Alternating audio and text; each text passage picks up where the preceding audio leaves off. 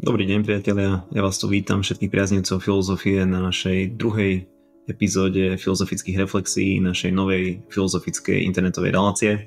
Ak si dobre pamätáte, tak minulý týždeň sme začali čítať prvú knihu Myšlienok k sebe od Marca Aurelia, jeho meditácií, a tento týždeň vlastne začneme a budeme pokračovať druhou knihou. Začínam čítať z druhej knihy, prvé paginačné číslo, prvý odsek. Človek si má hneď ráno uvedomiť, že sa môže stretnúť človekom všetečným, nevďačným, lstivým, zlomyselným a nespoločenským, a že ľudia sa preto dopúšťajú všetkých týchto chýb, lebo nepoznajú dobro a zlo. Tu by som chcel podotknúť, že táto pasáž o dobré a zlé je vlastne prevzatá od Sokrata, lebo ten bol prvý, ktorý hlásal, že ľudia sa dopúšťajú chýb a nepoznajú rozdiel medzi dobrom a zlom. Vlastne neskôr si stoici prevzali tento postoj a tento názor, lebo dobre zapadal do ich filantropizmu. Ale ja sa nedám ničím z tohto oklamať, pretože viem, že podstatou dobra je krása, podstatou zla ošklivosť, a že ten, kto sa mýli, je mi príbuzný, nie síce krvou alebo semenom, ale účasťou na rozume a božstve. Opäť v tomto prípade krásou a ošklivosťou sa myslí cnosť a aj opak neresť. Cnosť bola stoikom jediným dobrom a neresť jediným zlom, takže ostatné veci boli ľahostajné a nemali význam pre dosiahnutie blaženosti, čo bol vlastne ich finálny cieľ.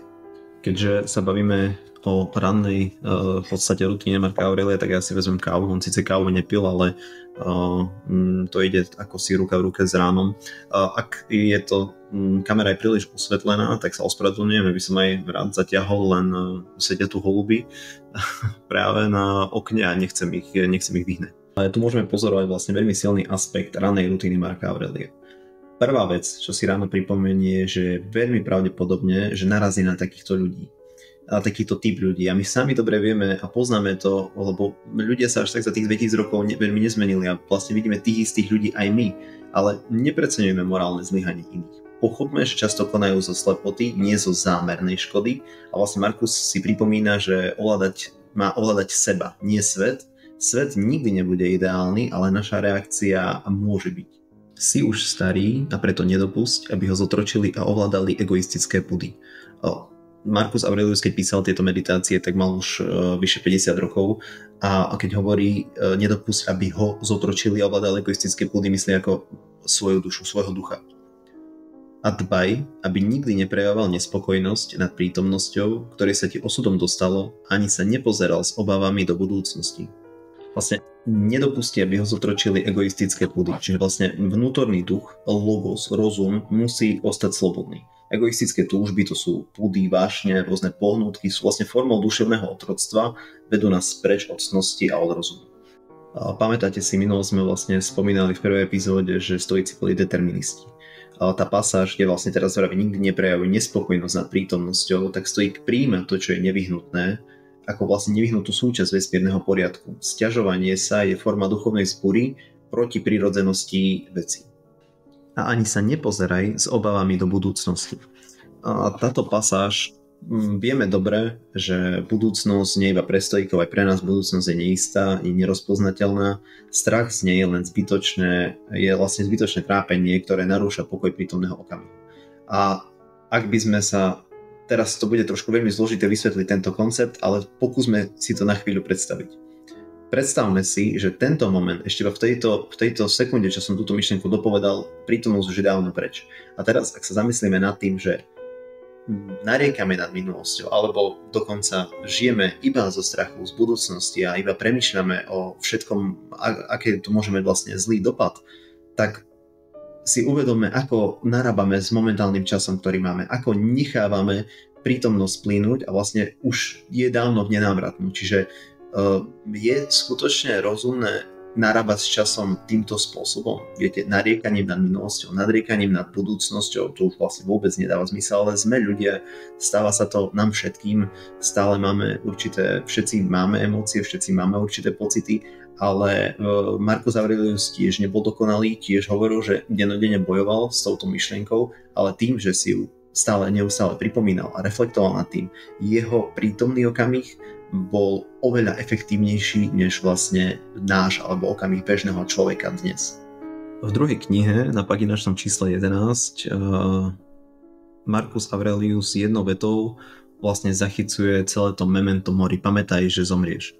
Za každým konaj, hovor a uvažuj tak, ako by si už mal zanechať život.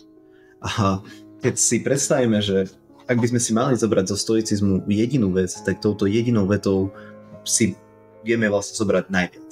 A ak si pripomenieme nie depresívnom slova zmysle, že jedného dňa zomrieme, ale slova zmysle, že mali by sme sa správať cnosne vlastne v každej situácii, lebo predstavte si, že čo by mali byť naše posledné slova, naše posledné činy.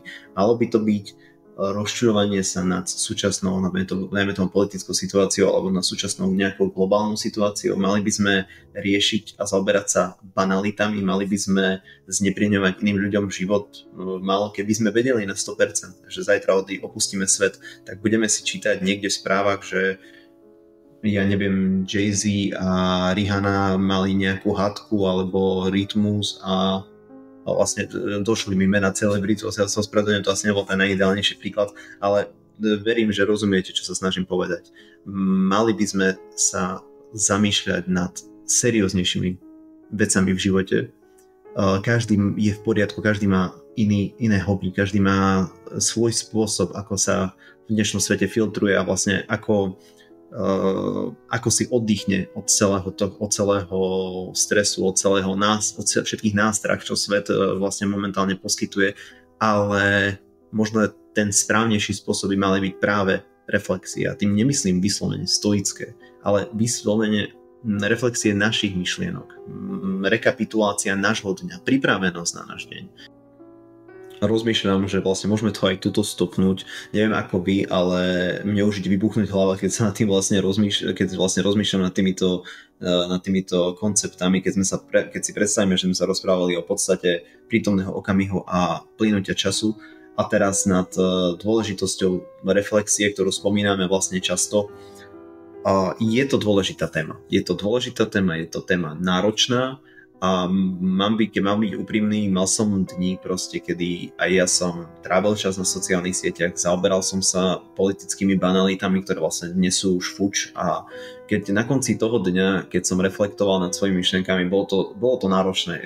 Hanbil som sa sám pred sebou, sám v sebe, keď som napísal na papier, čo som v ten deň robil, keď som prečítal si po sebe tie slova a vlastne keď už iba tá myšlienka vychádzala von, bola tá určitá vnútorná bolesť, keď som tam napísal, že som celý deň vlastne scrolloval Instagramové alebo YouTubeové reels alebo zaoberal sa banalitami.